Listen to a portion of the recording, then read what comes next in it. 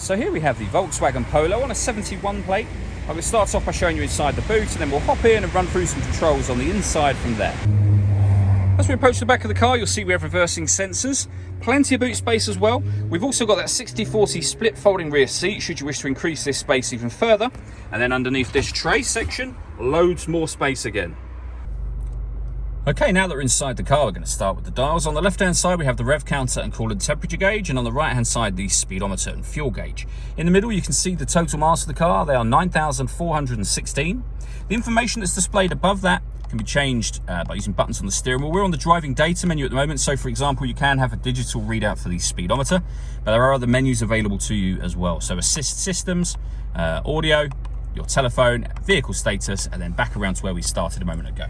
If I back out to the steering wheel, the buttons I was using are just here.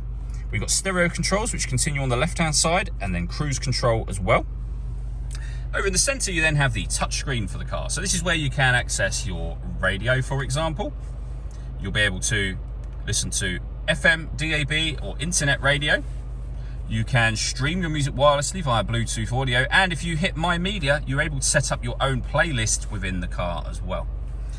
Hit the phone button there to pair up your phone to the vehicle.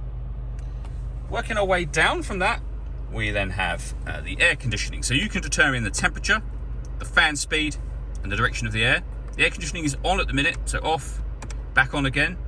That button will recirculate the air that's in the car. That's a great way of heating it up or cooling it down quickly depending on the temperature you've set just here. Underneath that, we have two USB-C inputs. We then have a 5-speed manual gearbox. And this button turns off the stop and start. This car's designed to cut out when it's stationary in traffic to save you fuel. That system is now off.